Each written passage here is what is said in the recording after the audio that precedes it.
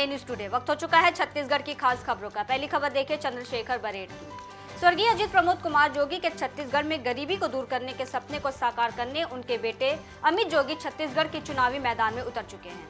उनकी पार्टी अमित जोगी का लगातार प्रचार प्रसार कर रही है। इस दौरान पामगढ़ विधानसभा से जनता जोगी कांग्रेस पार्टी के उम्मीदवार गोरेलाल बर्मन के पक्ष में प्रचार किया गया, जहां अमित जोगी ने जनसभा को संबोधित किया और पामगढ़ विधानसभा जेसीसी-जे के प्रत्याशी गोरेलाल बर्मन के पक्ष में वोट देने की जनता से अपील की। इस दौरान अमित जोगी ने दावे के साथ कहा कि पामगढ़ में जोगी के प्रति जो जनता का लगाव है, इससे पामगढ़ विधानसभा में गोरेलाल बर्मन भारी मतों से जीतेंगे।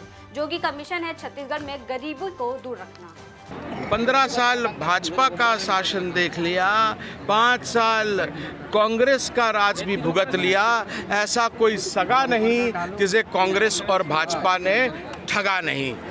दिन भर तो तकरार, रात में प्यार और इनकी संतान भ्रष्टाचार। दोनों पार्टी में जो रिश्ता है वो पति पत्नी वाला रिश्ता है और लोग छत्तीसगढ़ के भली भांति समझ रहे हैं कि जब बीजेपी कांग्रेस छत्तीसगढ़ को देखते हैं तो उनको केवल अपना कमीशन दिखता है। हमको जोगी जी की पार्टी को जोगी जी का विजन और हमारा मिशन वो दिखता है। और अगली खबर की ओर चंद्रदीप यादव की देखिए। बलरामपुर के सामरी विधानसभा क्षेत्र के दौरे पर आए झारखंड के राज्यसभा सांसद धीरज प्रसाद साहू कांग्रेस के चुनावी प्रचार में पहुंचे। धीरज प्रसाद साहू और कांग्रेस ब्लॉक अध्यक्ष हरीश मिश्रा का अजय यादव, अमजद अली के नेतृत्व में कार्यकर्ताओं ने स्वागत किया। इस दौरान सामरी पाठ के विभिन्न जगह पर दौरा कर धीरज प्रसाद साहू ने प्रचार किया। प्रचार के दौरान साहू ने कहा कि कांग्रेस सरकार में किसानों और जनता के लिए कार्य किया गया है। उसको देखते हुए जनता का जो रुझान है, ऐसा लगता है कि 17 तारीख का मतदान कांग्रेस के पक्ष में होगा। उस काम के बलबूते हम लोग फिर लोगों के बीच में जा रहे हैं और ये आप सभी जानते हैं कि सरकार ने 5 साल का कार्यकाल जरूर पूरा किया और उसको काम करने के लिए समय मिला मात्र 2.5 साल। और इस 2.5 साल में सरकार ने जितना भी काम किया, पिछले 15 साल में भारतीय जनता पार्टी की सरकार ने वैसा कोई काम नहीं किया। उसकी तुलना अगर आज लोग करें 15 साल बनाम 5 साल, तो कहीं ना कहीं हम बहुत आगे हैं और उस मुद्दे को लेकर हम लोगों के बीच में जा रहे हैं। और जो लोगों का रुझान मिल रहा है, समर्थन मिल रहा है, लोग अपने से आके बोल रहे हैं कि मेरा कर्जा माफ़ हुआ, मैं धान बेच के ये कर लिया, सरकार 2 रुपये में गोबर खरीद रही है, गोबर बेच के मैं स्कूटी ले ली। अगर कोई महिला, कोई लड़की बोलती है तो वो दिल को सुकून देता है कि चलो हमारी सरकार ने ऐसा काम किया है जिससे लोगों को राहत मिले। मंगलवार को विधानसभा के पहले चरण में भारी मतदान को जगदलपुर के निवर्तमान विधायक रेखचंद जैन ने कांग्रेस की रीति नीति पर जनता का भरोसा बताया है। उन्होंने कहा कि पिछले 5 साल में छत्तीसगढ़ में कांग्रेस सरकार ने जिन जन उपयोगी योजनाओं को चलाया है और कर्ज माफी, धान के लिए 3200 रुपए का न्यूनतम समर्थन मूल्य, केजी से पीजी तक निःशुल्क शिक्षा, गैस सिलेंडर पर 500 रुपए की सब्सिडी आदि घोषणाओं ने जनता को अत्यधिक लुभाया है।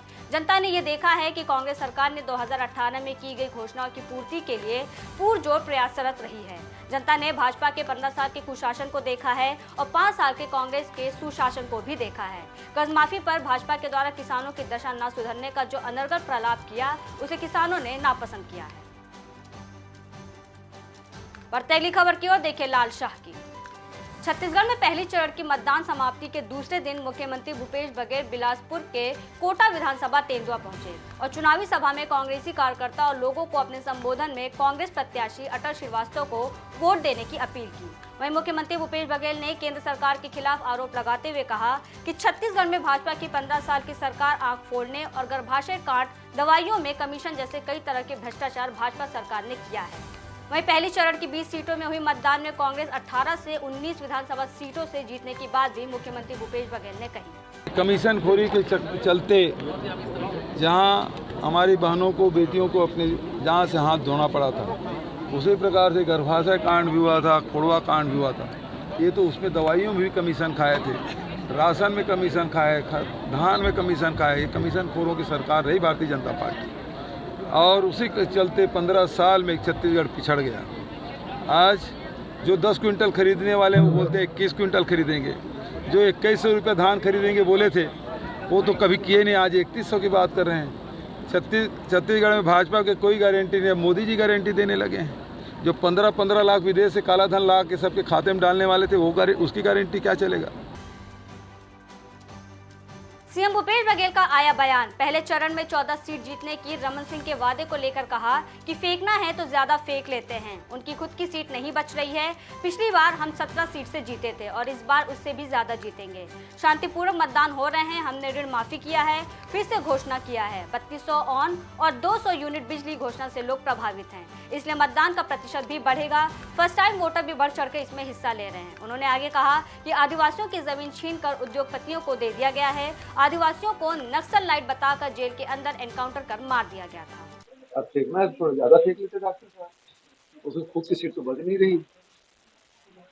और पिछले समय 17 सीट हम लोग जीते थे 20 में से, इस समय उससे भी पार जाएंगे। बहुत शांतिपूर्वक मतदान हो रहे हैं अभी तक के, और लोग मतलब मतदान की जो प्रतिशत है वो अच्छा ही है।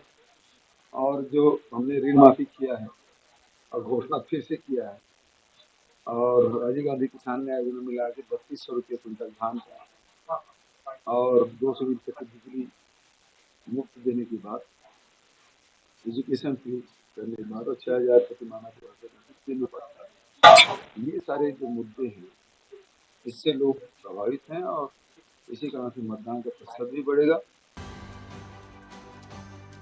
फिलहाल के लिए इतना ही। देश और दुनिया की तमाम बड़ी खबरों के लिए बने रहिए ए न्यूज़ टुडे के साथ।